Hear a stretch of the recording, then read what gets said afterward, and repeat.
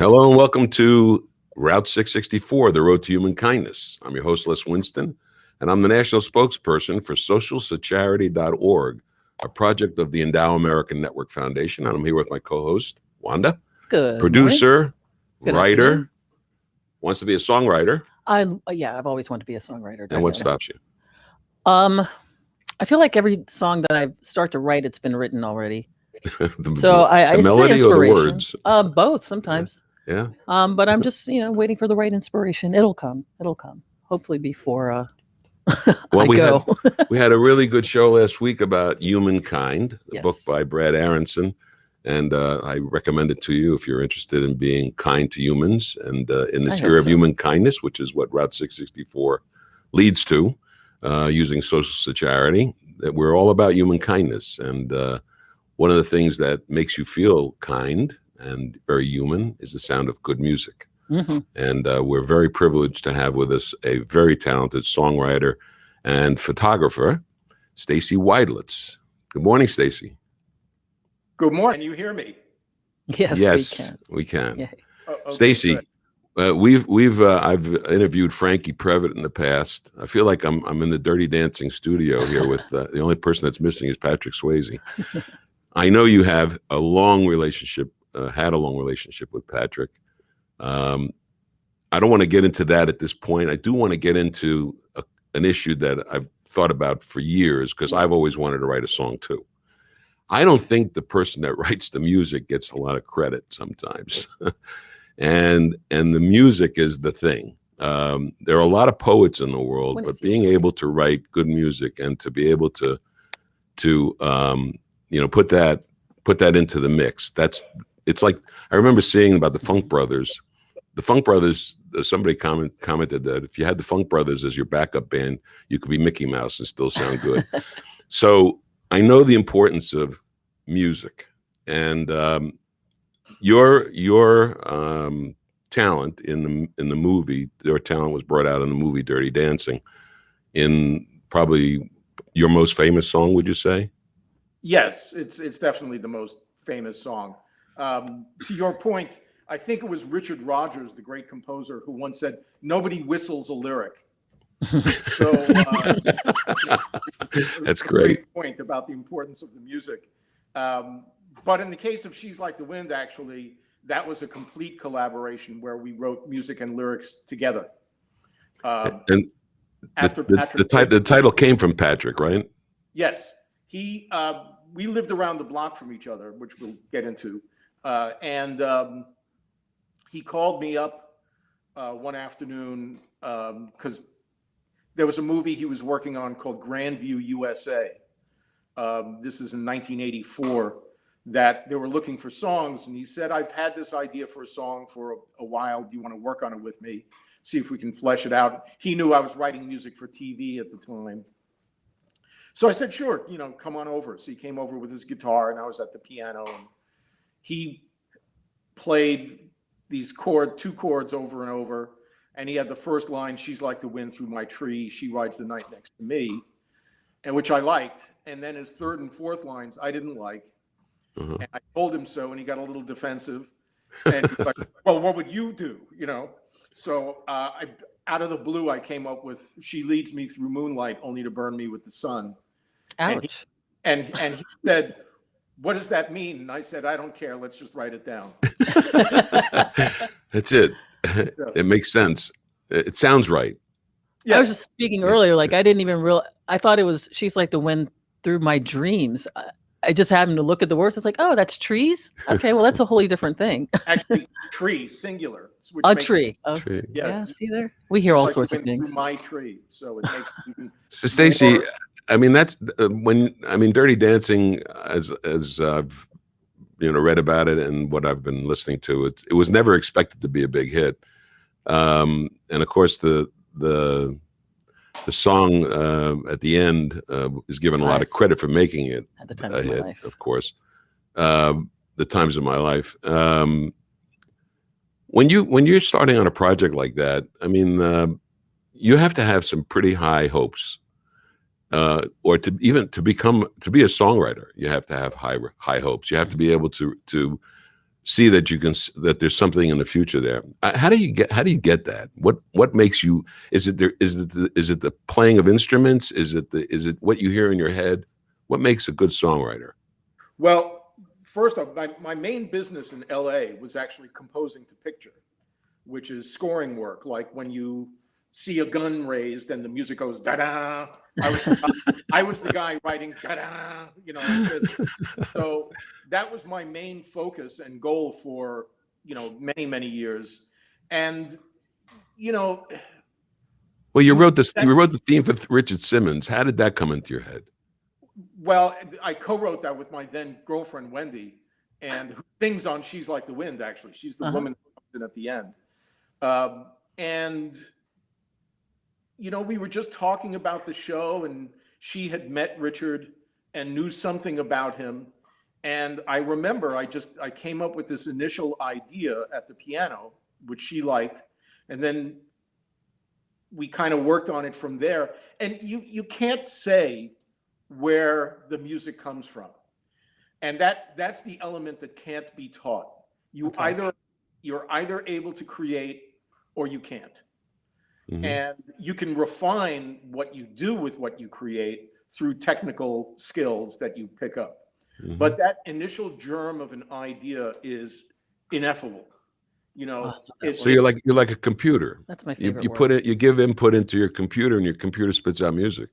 It's actually almost that you start mixing flour and water and all this stuff and hope that bread comes out of it.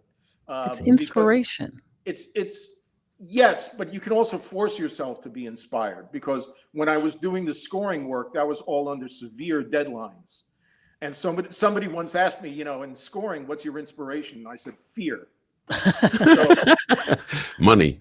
Yeah, well, fear of, you know, that's another thing. I was doing a movie one time, and I had written this very sad scene, and the producer said, the music that you wrote is so sad. What were you thinking of? And I said, not getting paid. Stop. So then you wrote the theme for the Beverly Hills 90210 that they used originally, right? That's yeah, it was. I mean, the variety of themes, and of course the variety of the music is quite remarkable. Yeah.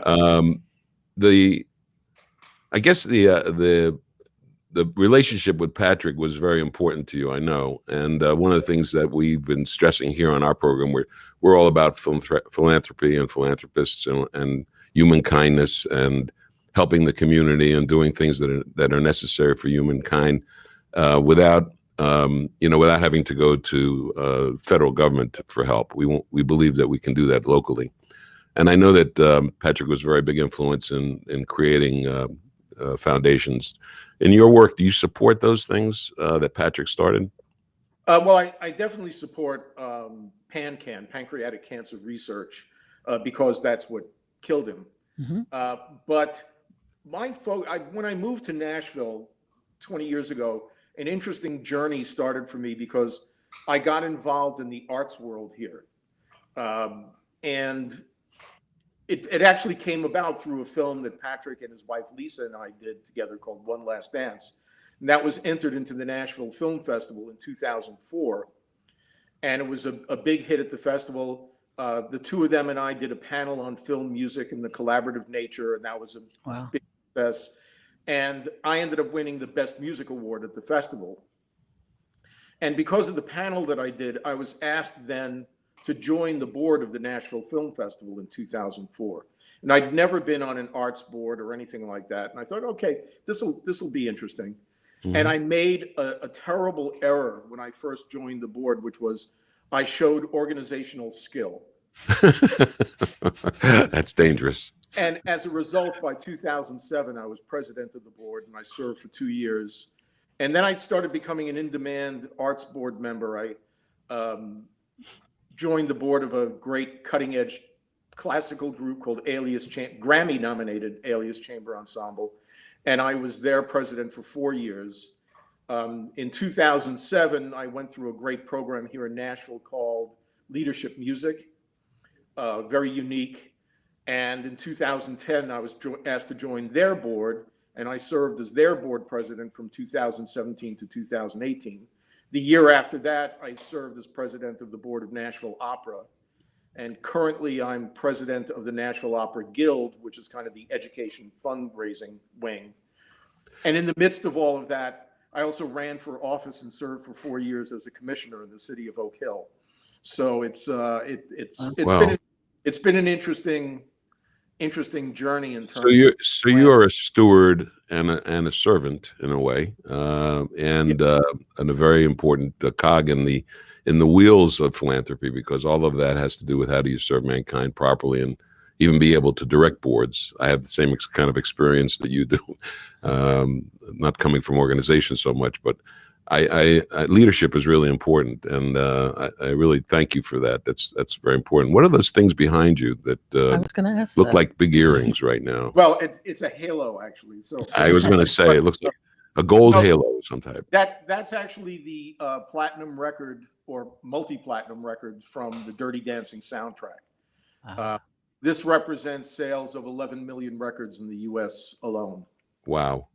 Yeah, 11 million of the whole album, or Of the the song? whole album, yeah. Of the whole, okay. Fantastic.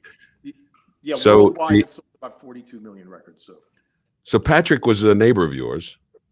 I guess, it's a nice story that you talk about how, if you would, I think the audience would enjoy how the recognition of a star sometime is a little bit unusual. In your case, when you met Patrick, would you relate that? Where you weren't sure where he was from? Well, he was not a star yet. Uh-huh. He had been in some films, and we met in his acting class. A friend of mine who was an actor asked me to come into his class to play piano for him for a scene that he was doing from the musical Shenandoah, because I had a lot of experience as a piano accompanist. And so, we rehearsed it and went into the class and did it. And then it turned into a whole discussion with the acting teacher, Milton Kinselis, and the rest of the students, which at that time included Patrick, his wife, Tom Selleck, Alec Baldwin, Mimi Rogers, Ronald Reagan's daughter, Patty, was in the class, Ken Norton Jr. It was an interesting class. I bet. Anyway, after the discussion, the class took a little break, and this guy came up to me with this kind of husky Texas accent, and he introduced himself as Buddy, which is how I always knew him. All friends and family called him Buddy. Mm-hmm. So he said, "Hi, I'm Buddy. I really like your playing and your talk about theater and music and all this." And we talked a little bit, and I said, "You look really familiar to me." and so he said, "Well, have you seen The Outsiders?" And I said, "No." Then he said, "Have you seen Renegades?" And I said, "No." And I said, "It's not like that type of familiar. It's like I've seen you around familiar." And then this blonde woman came over, and he introduced her. He said, "This is my wife, Lisa." And I said, "I've got it. The two of you are always working on a black 240Z on La Jolla Avenue on the weekends." So they looked at me and they said, "Yeah, how do you know that?" And I said, "I live right around the block from you." That's funny. 2 Guys blocks in away. their cars. Yeah. And so we became friends. And I was living at that time with Wendy, the great singer. And the four of us just started hanging out and talking about music and acting and theater, because I had a background in theater. I also had a background in dance, actually. I worked for 3 summers as an accompanist with the Jose Limon Dance Company, so they found that intriguing. That was when I was a teenager, actually. Mm-hmm. So it just developed into this rapport and friendship, and he and I would always joke with each other, and we just became very good friends. And then that led to him calling me up, as I mentioned before. Were you there when Frankie received the Academy Award? No. Matter of fact, She's Like the Wind, if it had been written for Dirty Dancing, it probably would have been nominated. But because it was not written for the film, we had written it 2 years prior, that disqualified it from consideration.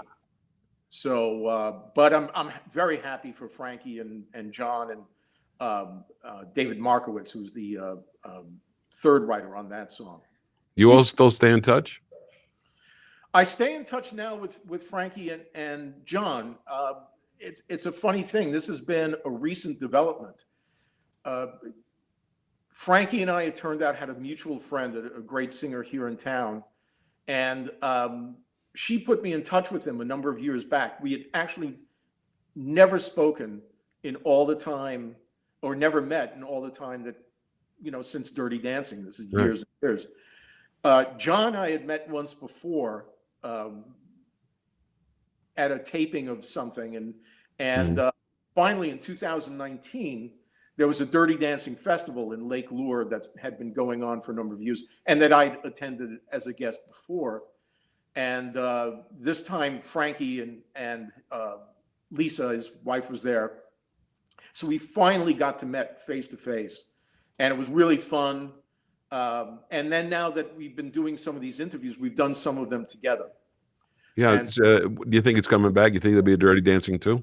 There's no Patrick Swayze, but I hope not. They did it. ABC did a television movie version of it about 3, maybe almost 4 years ago.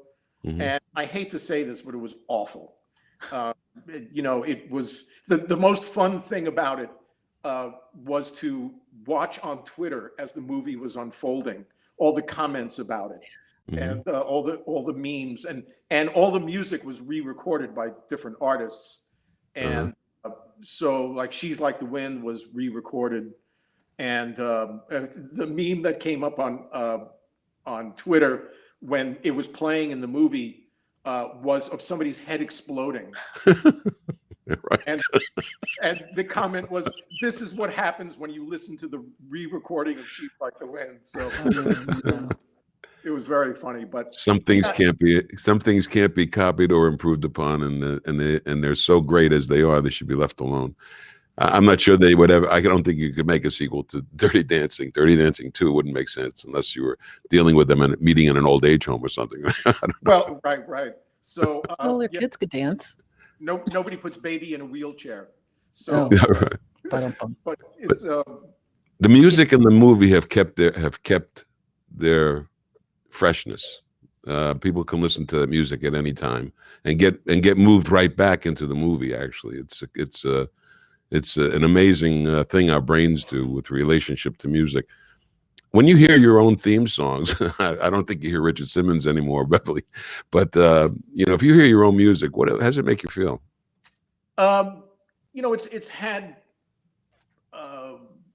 It's changed over time. It's interesting, when the song was first a huge hit and it was on the air like 15, 20 times a day, it was very bittersweet because Wendy was singing on it, and we broke up after 7.5 years, 3 weeks before the single was released. So it was a matter of fact, she and I had a huge argument over the phone one time, and the song started playing on my neighbor's radio, and that was very disorienting. Oh, God. So, wow. But well, that in itself is pretty. That's a pretty unique arrangement with a piece of music. But now when I hear it, it's really a wonderful thing, because the great thing about having a song that becomes an evergreen is that you get to hear stories from people about how it's affected their lives. I have one in particular where I was at a conference for women cancer survivors that a friend of mine had put together, and she wanted me to speak, and I spoke about Patrick and the song. And this couple came up to me afterward and said, the husband said, when my wife was going through chemo, the only thing she wanted to listen to was the Dirty Dancing soundtrack. Wow. And when we found out that she was in remission, we set up a stereo outside and danced to She's Like the Wind under the moonlight. Wow. And that's powerful. That's powerful stuff. Legacy. That's very, very powerful. That's awesome. Extremely powerful. Our guest is Stacy Widelitz. Stacy, before you go, how's your photography? I know that's your newest love. I wanted to touch on that because I got a chance to check out your website, stacywidelitz.com, correct? Yes. And we can see some of your photography there. So when did you start your photography? I started that in earnest in 2015, or it's what spurred me to start it in earnest. Mm-hmm. What happened was I attended a songwriter workshop in Italy at a villa, and a friend of mine put it together and had one of my favorite writers as the leader of the workshop, Gretchen Peters. And I decided that I was going to get a better camera for the trip because my first time in Italy. So I bought this Sony travel camera and discovered that it had a black and white function. And I grew up loving classic black and white photography, and especially black and white movies like film noir stuff. And I started taking pictures of people instead of buildings in black and white. And when I was looking at them, I realized that all that influence from the noir stuff was coming out. And I posted a few of them on Facebook, and a photographer friend of mine saw them and said, "You've got to keep doing this because they're really good." And I did. I then went to Cuba, took the camera. Yeah, those are nice. DC, back to Italy, then a year and a half ago to Berlin and London. And it turned into a thing where I got more and more encouragement, especially after I printed out a few photos. And eventually it turned into me getting a show at a gallery downtown that we called Second Act. Cool. And it was And that's in Nashville? Hey, that Tony, was- can you throw that website up there? We want to put the website oh yeah, yeah. up. Yep. Oh boy. Oh boy. Okay. So Stacy, I have one last question. Are you good at math? I am actually. I Really? in 10th grade. Usually you got one brain, it's either right or left. No, that's not. I don't think that's true. And also, No? music involves a lot of math. Actually, scoring work. Yeah. You have to be able to add and subtract in base 30 because of the amount of frames in video. So, Well, Stacy, it's been a real treat getting to chat with you. My daughter lives in Nashville, actually, and her husband does autographs, memorabilia. Maybe we can get you to sign some of your pictures, some of your photographs. That would be good. Yeah, that would be great. You never know; it's about money sometimes. So, well, actually, because of the gallery representation, 4 of my pieces have sold. fantastic. Thank you again for joining us on Route 664 and being so involved in the philanthropic world as well, which is the thing that we are very, very, very stressed with sometimes, because we're trying to build it and make it work, and sometimes it's tough to push that rock up a hill, And when we find people like yourself and others who are associated with this film and with Patrick Swayze, it's really. It doesn't have to be only in the pancreatic cancer area. You can serve other ways. Yeah. And we appreciate that a lot. Thank you again for joining us. Thank you so much. Thank you, and thanks for what you do. Appreciate it. Well, that was great, Wanda. Thank you for putting that together. I love it. I love the songs, the music. Music is the best way, I think, because I speak as someone who loves music and as always calms me down, gets me pumped up, whenever I need to get to another place in my mind. That's what I have to do now. I'm going to have to walk around with a recording. And well, I have a playlist. I suggest my playlist. All right. Playlist is good. I'm like always playlist. finding songs. All right, Wanda. Songs find me, actually. That's how much I love music. Well, we're going to have some of that music on the website, right? We'll put let's put that music up with the interview. I think everybody's probably familiar with it anyway. But anyway, go to socialsecharity.org, Facebook, Social Security on Facebook, Social Security, SECHARITY, like Social Security, but you change the CU to CH and add an A, and you get Social Security. Or you can just look on the monitor in front of you. That's one way. And find it. Duh. So we'll be back with you again next week, same time, same station, and look for us on any place you can find us. And if you can, share this, because the more people that talk about, more people that see what we're talking about, more people will understand what Section 664 is all about, what Social Charity is all about, what Endow America is all about, and how you can be a philanthropist without having a lot of money. You can be a philanthropist just by giving your time, giving your help to somebody, and that's human kindness. Be kind. Be kind to one another. Please. Over We'll see you next week. See you next week. Thanks, Tommy.